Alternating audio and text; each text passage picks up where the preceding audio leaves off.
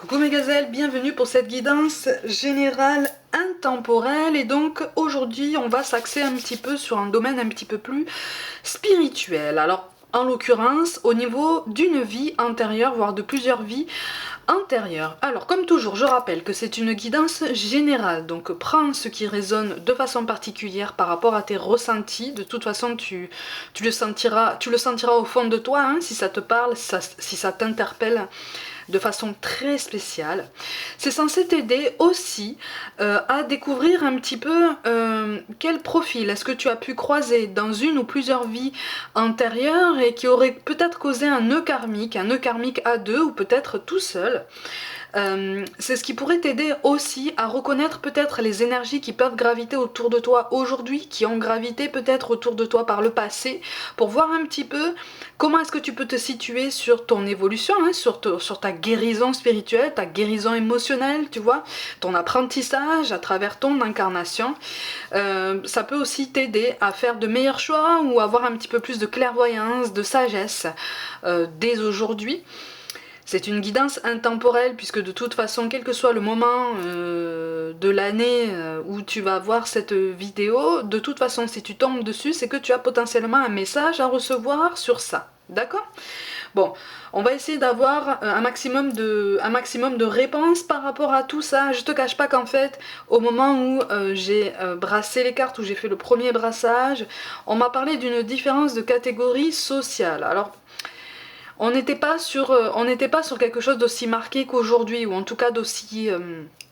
c'était complètement différent bien sûr, mais j'ai l'impression que ça s'adresse aussi à quelqu'un aujourd'hui, au tempérament d'aujourd'hui qui ont du mal avec peut-être soit le fossé, le fossé creusé entre les classes sociales ou qui ont toujours un sentiment d'injustice par rapport à ce déséquilibre actuel. Tu vois, c'est une des conséquences. C'est comme si, pour certains d'entre vous, c'est comme si là, dans cette vie-là, tu avais envie soit de te hisser encore plus haut sur ce qu'on appelle l'échelle sociale, ou en tout cas, c'est comme si tu avais envie en fait de te dépasser pour vraiment avoir un confort matériel que tu as l'impression de n'avoir jamais connu. Tu vois, ça peut être ça, ça ressort vraiment, hein, ça ressort vraiment comme une idée de... C'est comme si en fait tu n'avais jamais connu ça, et c'est comme si tu avais nourri comme un esprit de... entre guillemets de revanche sur la vie, de vengeance par rapport peut-être à quelqu'un qui t'a dit que tu n'y arriveras jamais, ou tu vois, qui a essayé de te de rabaisser un peu tes compétences, de dénigrer un peu ton potentiel, et c'est en ça que tu as attiser en fait ta force vitale pour pouvoir travailler à t'élever au niveau social, ou en tout cas avoir cette sensation. J'ai l'impression que tu travailles en ce sens, que c'est important pour toi.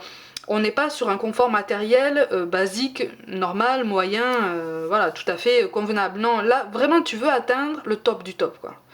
Pour certains d'entre vous, on est sur cette énergie, mais c'est comme si en fait dans une vie antérieure on t'avait déchu, ou on t'avait fait des promesses, vraiment, il y a quelque chose en fait qui t'a donné l'impression d'avoir été floué, d'avoir été trompé en fait, voire même maltraité, et de là est né un grand sentiment d'injustice et donc une volonté de vengeance, de compensation. Tu vois, c'est pour ça que je te dis qu'à un moment donné, peut-être que soit tu as toujours vécu en fait dans cette vie intérieure, dans le dénuement, et on a accentué tout ça, ou alors on t'a promis des choses et finalement ça n'a pas été le cas. Soit tu as tu as commencé à connaître un petit peu le confort à ce moment-là, ce qui était défini par le confort, hein, et quelque chose s'est passé à cause de quelqu'un, à cause d'une énergie extérieure qui t'a déchu. Tu vois, et donc en ça est né ce sentiment de vengeance et de transformation perpétuelle. Donc c'est pour ça aussi que pour beaucoup là, j'ai l'impression en fait que là cette guidance s'adresse, là je te transmets vraiment des messages sans les cartes, hein. J'ai l'impression qu'en fait cette guidance s'adresse plutôt à des personnes, voilà, qui sont dans cette préoccupation, ou à qui on reproche peut-être un ego marqué, ou la volonté en fait de se concentrer sur ça et de faire fi de toutes les autres valeurs humaines, alors que non, c'est pas le cas, hein. Tu as tout plein d'autres valeurs humaines, sauf que celle-là est aussi importante, voire même peut-être qu'elle a la première position en fait dans tes priorités. On va voir un petit peu au niveau des énergies dominantes. Ah oui, ok, ok, oui, ouais. Ah oui, alors ça s'accentue en fait sur cette idée que tu as été déchu. C'est comme si tu avais goûté. Tu vois, pour te donner une image, en fait, pour aujourd'hui, c'est comme si on tendait un sac de bonbons à un enfant, tu vois, et on le laisse commencer à goûter à quelques bonbons, et d'un seul coup on lui retire, alors que juste avant on lui a dit, mais t'inquiète pas, tu peux le garder, tu peux le consommer au rythme que tu veux, il est à toi, il est entièrement à toi, on va pas te le reprendre. Sauf que 2 minutes après, en fait, on lui reprend tout. Là, le petit, il comprend pas. Tu vois, il comprend pas ce qui se passe. Ben, c'est l'image en fait pour t'aider à comprendre ce qui s'est passé. Mais moi je vois une énergie masculine en fait qui a été déchue. Qui a été déchue. Qui a été déchue. Et j'ai l'impression qu'en fait, y a quelque chose. Il y a quelque chose qui a eu. Il y a eu un. J'ai l'impression que de toute façon tu n'es pas passé loin en fait de la fin. Parce qu'il y a eu un incendie, il y a eu quelque chose, il y a eu un feu, il y a eu quelque chose. De toute façon, il y a un rapport avec le feu, mais c'est quelque chose que toi, tu n'as pas installé. Bien sûr, hein, c'est quelque chose qui a été calculé, comme si on t'en avait voulu. Comme si on t'en avait voulu de ta progression. Comme si on t'en... Il est vraiment question, en fait, de jalousie par rapport à une progression sociale. J'allais te dire une progression professionnelle, mais tu comprends ce que je veux dire, hein. Une progression sociale. Il y a vraiment une énergie masculine. Mais pour moi, c'était quelqu'un qui était du même milieu assez confortable. Tu vois ce que je veux dire? C'est quelqu'un, et c'est en ça que le paradoxe est là en fait. C'est quelqu'un qui était du même milieu. Et là, il n'était pas du tout question d'énergie tierce, de triangle amoureux, d'union arrangée. Non, non, non, même pas. Il n'était même pas question d'héritage. Non, non. Là, c'était vraiment une question de pure rivalité, de vanité, en fait. Ouais, il était vraiment question de vanité, vraiment d'apparence. Vraiment d'apparence. Peut-être qu'aujourd'hui tu es soumis aussi à des conditions qui te font relativiser ou en tout cas qui t'apprennent à relativiser, qui sont censées t'aider à relativiser par rapport à une situation qui ne vient pas. C'est comme si en fait là tu étais en train de subir, de traverser une très très grande période de lenteur professionnelle. Tu as l'impression de stagner au niveau professionnel et donc au niveau de ton confort matériel, au niveau du top que tu vises, on n'est pas sur ça encore, hein. On n'est pas sur ça, il y a un très très grand ralentissement et t'as l'impression en fait que c'est sans fin en fait, hein, que ça s'étire comme ça dans le temps et finalement tu en arrives à un moment où tu te demandes vraiment comment tu vas pouvoir t'en sortir. Mais c'est parce qu'en fait c'est censé te pousser aussi à relativiser et à prendre conscience de ce que tu as déjà. Tu vois ce que je veux dire? Là c'est comme si en fait dans cette vie-là tu étais allé vite. C'est comme si on avait eu une jalousie par rapport à ce qu'on a considéré comme un coup de chance. Si tu veux, tu as accédé à un certain statut quand même confortable. C'est comme si tu avais été un ovni en fait. Tu vois ce que je veux dire? C'est comme si tu avais été un ovni, comme si on s'était dit, mais en fait c'est qui celui-là? Il se prend pour qui? Il se prend pour qui pour arriver parmi nous là? Il se prend pour qui? Il a forcément été malhonnête, il a forcément des secrets, il a forcément des mystères. Ben on va lui régler son compte en fait, hein. Mais cette nuit-là, de toute façon, tu t'en es sorti. Tu t'en es sorti. Tu t'en es sorti, mais du coup, t'as été contraint en fait de revenir à ta condition initiale. Ça a été très mal vécu, hein. Et t'es parti pas longtemps après. Parce que tu l'as tellement mal vécu. Tu l'as tellement mal vécu en fait que ça s'est tout s'est reporté sur ta santé et t'es parti peu de temps après en fait. Mais je sens vraiment une énergie masculine. C'est comme si tu n'avais absolument jamais eu gain de cause, tu vois. Oui, c'est ça.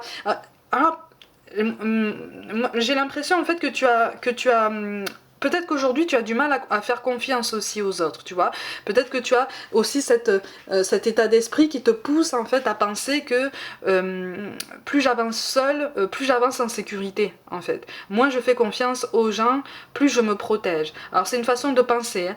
Au niveau professionnel d'ailleurs, j'ai l'impression que là tu cherches ou tu occupes déjà quelque chose qui t'appelle vraiment à endosser des responsabilités, à être entre guillemets en haut de la pyramide, ou en tout cas à avoir un certain statut au niveau d'une hiérarchie. Si tu n'es pas chef d'entreprise ou travailleur indépendant,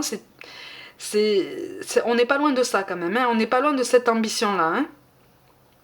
On n'est pas loin de cette ambition-là, alors tout domaine confondu, moi je vois quand même l'immobilier, hein, aujourd'hui. Hein.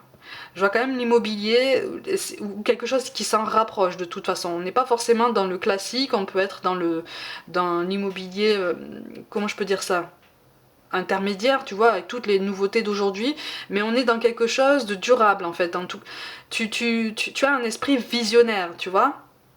Tu as toujours voulu voir plus loin que toi-même et plus loin que les autres, plus loin que celui d'à côté. Ça a exacerbé tout ça, hein. Ça a exacerbé tout ça. Par contre, on te conseille pour aujourd'hui de t'écouter. D'écouter ton corps plutôt. Tu vois, on te conseille d'écouter ton corps parce que attention, à un moment donné, tu vas arriver au surmenage, mais parce qu'en fait, tu vas te mettre tellement de pression, tu vas te focus sur tellement fort sur tes objectifs que tu vas en oublier, tu vas en occulter tous les messages de ton corps, notamment les messages d'une grande fatigue. Attention à ça, hein. Attention à ça. Pour garder la constance, essaye d'écouter un petit peu ton corps, parce qu'à un moment, j'ai l'impression que régulièrement, c'est comme si tu avais la sensation d'être comme le lapin du Racel, tu sais, pou, d'un seul coup, plus rien. D'un seul coup, plus rien, et là, il faut que tu prennes une pause, et là, tu n'es plus disponible pour qui que ce soit. Déjà, qu'en temps normal, je te sens assez fermé. Ah, sur cette vie, ici, je ressens quand même majoritairement une énergie masculine. Alors, tu peux être une femme, mais tu peux être une femme, hein, tout à fait, mais avec un tempérament qui peut impressionner les hommes. Tu vois ce que je veux dire? Parce que tu es volontaire, parce que tu es ambitieuse, parce que tu sais ce que tu veux, parce que tu vises loin, parce que tu vises haut, parce que tu as des objectifs qui paraissent parfois plus ambitieux que certaines figures masculines de ta famille, ou en tout cas de ton entourage.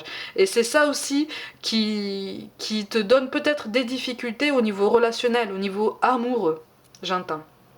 Au niveau amoureux. Ça c'était une parenthèse, mais visiblement c'est une précision qui était nécessaire. Attention donc, hein, attention au rythme. Ouais, c'est comme si en fait tu avais fait confiance dans cette vie antérieure, là c'est comme si tu avais fait confiance peut-être à la mauvaise personne. Moi je te vois pas avoir fait confiance à beaucoup de monde. Pour moi tu as avancé seul.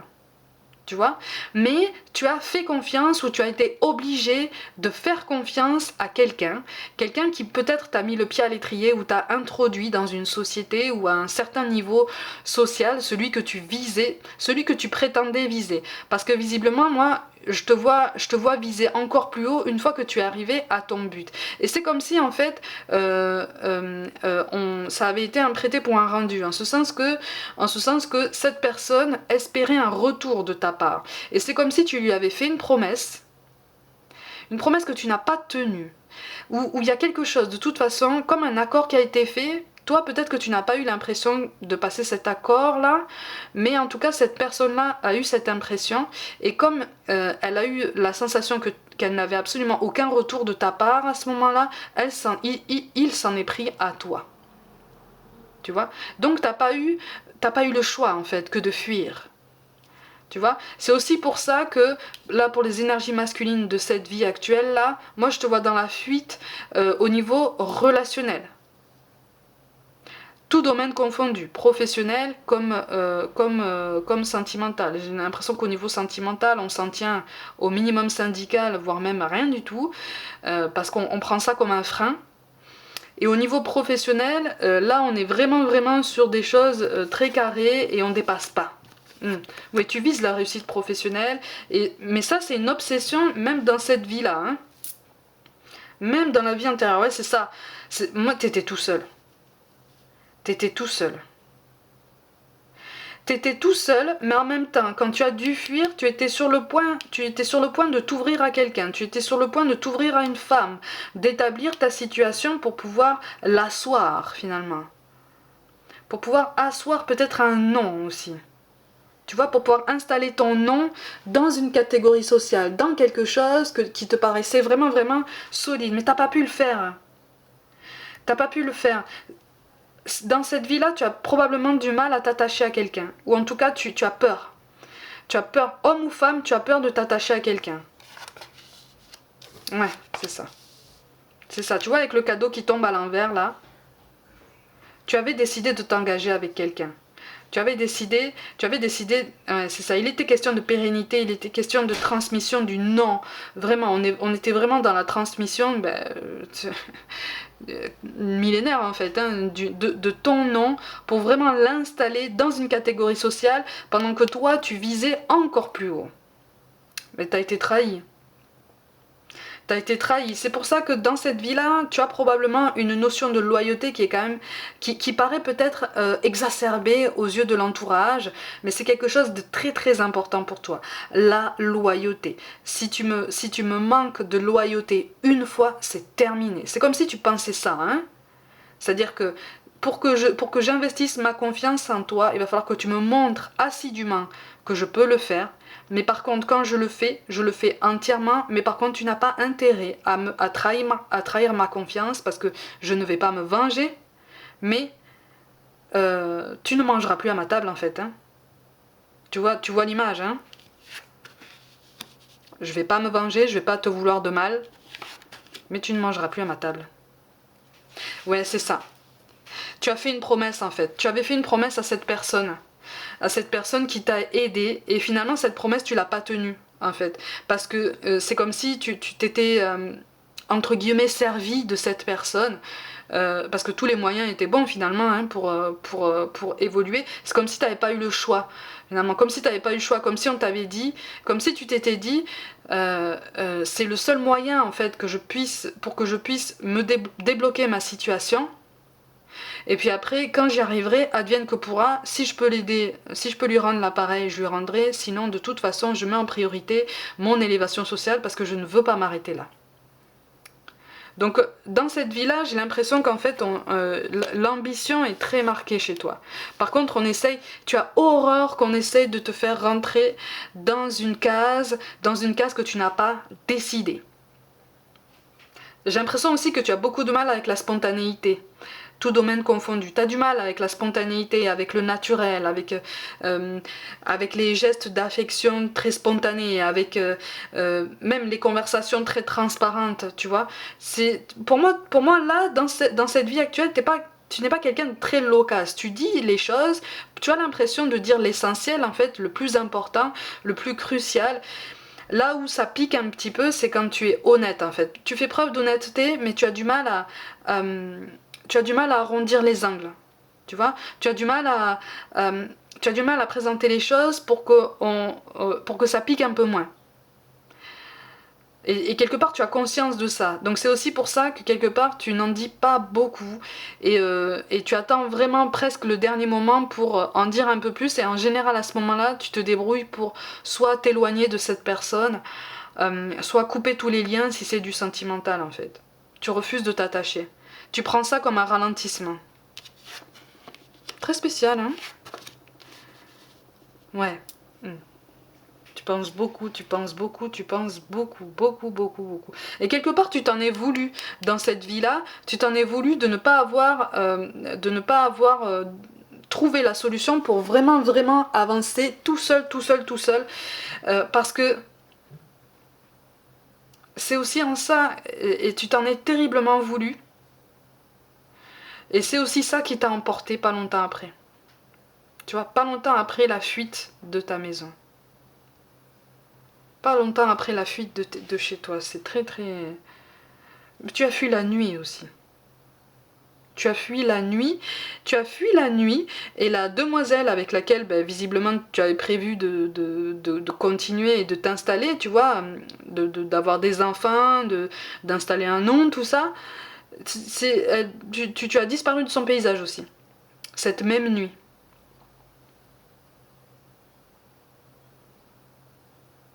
cette même nuit. Et j'ai l'impression qu'en fait, dans cette vie, tu as déjà croisé cette personne-là. Tu as déjà croisé cette personne qui te donne l'impression en fait de l'avoir déjà connue, mais par réflexe, tu fuis cette personne. Parce que tu sais que l'attachement est là, mais tu sens inconsciemment qu'à un moment donné, ça va exploser. Mais dans tous les sens du terme. Et parce qu'en fait, il s'est passé ça dans cette vie. Parce qu'en fait, il s'est passé ça. Du coup, tu manques de confiance aussi, même par rapport aux personnes qui peuvent s'attacher à toi. T'as pas envie, en fait, de... C'est soit une peur, soit un manque d'envie, en fait, de t'attacher, d'avoir une espèce de port d'attache, de port d'ancrage que tu n'as pas décidé, tu vois. Tu veux décider de ta vie de A à Z, de bout en bout, personne ne te donne d'ordre, ou en tout cas presque personne, personne ne te dit quoi faire, c'est toi qui décides. En tout cas, tu avances en ce sens-là. Si ça n'est pas déjà le cas dans cette vie actuelle, tu avances en ce sens, tu vas y arriver, hein. Tu vas y arriver, hein, puisque toi tu veux atteindre l'indépendance, l'autonomie optimale. Mais tu veux presque être exemplaire, tu vois. Et dans cette vie, j'ai l'impression que tu veux même devenir, tu vises même peut-être l'ambition de devenir presque un mentor pour quelqu'un de plus jeune qui aurait peut-être la même énergie ambitieuse que toi pour s'élever au niveau social. Quelqu'un qui démarre vraiment sans rien. Et j'ai l'impression que pour certains d'entre vous, en fait, tu es déjà presque une figure de mentor, ou en tout cas une figure un peu inspirante, peut-être une figure paternelle ou quelque chose qui y ressemble, pour un enfant ou un adolescent qui démarre de rien, ou de pas grand-chose en tout cas, mais qui te rappelle en fait ta condition passée, mais pas forcément de cette vie-là, de cette vie antérieure plutôt, tu vois. Et donc tu as du mal à faire confiance, mais cet enfant, cet adolescent, si c'est pas déjà le cas, ça va être ton poussin en fait, tu vois, ton petit poussin, ton poulain quoi, ton apprenti. Mais tu vas bien le guider. Tu vas bien le guider parce que tu as une clairvoyance par rapport, tu as une plus grande clairvoyance par rapport à tout ça, même si toi-même tu as du mal à t'ouvrir aux autres, hein. On te pousse dans cette vie-là à t'ouvrir, hein, à t'ouvrir un peu plus au dialogue, à t'ouvrir un peu plus à ce qui peut toucher le sentimental, parce que tu vois, le sentimental n'a pas eu le temps de se mettre beaucoup en place dans cette vie-là, tu vois, parce que tu étais vraiment focus sur ton élévation sociale, sur vraiment une amélioration de ta qualité de vie. Voilà mes gazelles, au niveau d'une vie antérieure, au niveau d'un profil que tu aurais croisé par le passé justement, qui pourrait t'aider à comprendre ce qui se passe aujourd'hui. Comme d'habitude, prenez soin de vous, croyez en vous. Pour toute guidance personnelle avec ou sans aucune question, envoyez-moi un mail. Abonnez-vous à cette chaîne, likez, commentez, n'hésitez pas à partager mon travail autour de vous si le cœur vous en dit. Rejoignez-moi aussi sur Facebook et Instagram où je propose notamment du contenu un petit peu tous les jours. Je vous envoie tout mon soutien et je vous dis à très vite.